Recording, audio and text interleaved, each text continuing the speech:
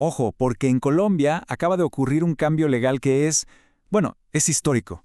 Estamos hablando de algo que redefine el concepto de familia y sobre todo que protege los derechos de niñas, niños y adolescentes de una manera que no se había visto antes.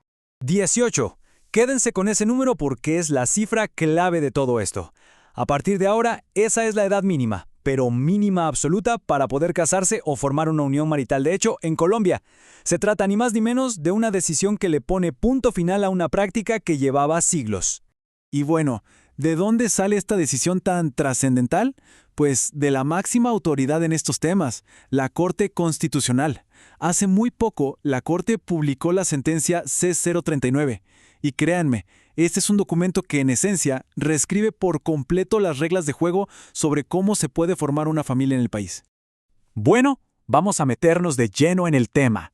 Para empezar, es clave que entendamos la verdadera magnitud de esta decisión.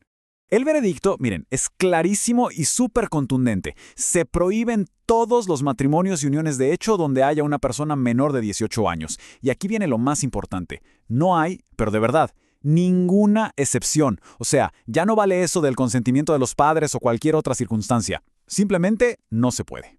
Pero, a ver, ¿por qué era tan urgente tomar una medida así? Para entenderlo de verdad tenemos que mirar el problema de fondo, el problema de las uniones tempranas. La Corte usó una palabra muy fuerte.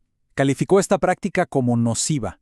Y ojo, no estamos hablando solo de algo ilegal, sino de una práctica que hace daño, que es perjudicial. El fallo es claro, viola derechos fundamentales y además afecta de una manera totalmente desproporcionada a las niñas y a las adolescentes. ¿Y cuáles son esas consecuencias? ¿Cuál es ese costo humano? Porque las uniones tempranas para nada son inofensivas. Pensemos en esto. Interrumpen la educación, cortan de raíz proyectos de vida, exponen a las chicas a riesgos de salud gigantescos por embarazos a temprana edad y básicamente las encierran en ciclos de vulnerabilidad social y económica. O sea, es una fábrica de desigualdad de género. Y si a alguien le quedan dudas de esa desproporción, miren este gráfico. Es súper claro. Las cifras del DANE de 2021 nos dicen que en el grupo de 15 a 19 años, un 13.3% de las mujeres ya estaban en una unión. ¿Y qué pasa con los hombres? Apenas el 2.9%. La diferencia es abismal. Queda clarísimo quién se lleva la peor parte de esta práctica tan nociva. Entonces, ¿cómo es que se llegó a este punto? Vamos a ver cómo fue que empezó todo este desafío constitucional.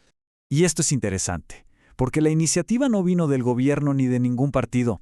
El cambio lo impulsó un grupo de 5 ciudadanos, gente común, que presentó una demanda. Su argumento, que las leyes que tenía Colombia en ese momento chocaban de frente con los estándares internacionales de derechos humanos. Aquí es donde vemos el problema con toda claridad. Por un lado tenías la ley colombiana que decía, ok, a partir de los 14 años, con permiso de los padres, se pueden casar. Pero por el otro lado tenías el derecho internacional, que Colombia firmó y se comprometió a cumplir, y que dice algo totalmente distinto y tajante. Una persona es considerada niño o niña hasta los 18, y su matrimonio simplemente no debería tener ningún efecto legal. Era una contradicción que ya no se podía sostener. Y esto nos lleva al corazón del asunto, al razonamiento de la Corte. Vamos a ver cómo fue que conectaron todos los puntos para llegar a esta conclusión. Aquí hay un concepto que suena un poco técnico, pero que es la clave de todo. El bloque de constitucionalidad. A ver, en palabras sencillas, esto significa que los tratados internacionales de derechos humanos que Colombia firma no son un simple papel o una recomendación, no, se integran directamente en la Constitución y tienen el mismo peso. O sea, son ley suprema en el país. Y una vez que entendemos eso, la lógica que usó la Corte es, la verdad, impecable. Es como un rompecabezas. Miren, paso 1. Hay un tratado internacional, la CEDAW, que forma parte de ese bloque, que dice que el matrimonio de niños no debe tener efecto legal. Ok. Paso 2. La pregunta lógica es, ¿y qué es un niño para la ley? Paso 3, ¡boom! Otro tratado internacional, la Convención sobre los Derechos del Niño, que también es parte del bloque, nos da la respuesta. Un niño es cualquier persona menor de 18 años. Y paso 4, pues la conclusión cae por su propio peso. Por lo tanto, cualquier unión de una persona menor de 18 años en Colombia no puede tener efectos legales. Fin de la discusión. Perfecto. Entendimos la lógica. Pero, en la práctica, ¿qué es lo que cambia?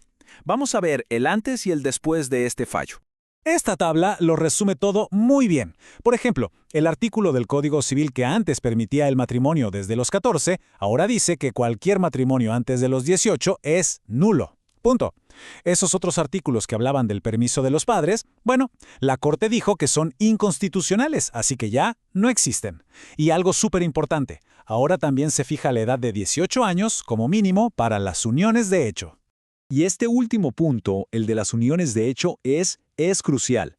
Pensemos que en Colombia estas uniones son súper comunes. Si la Corte no hubiera incluido esto, se habría creado un hueco legal gigante. La gente simplemente habría dejado de casarse formalmente para seguir con la misma práctica.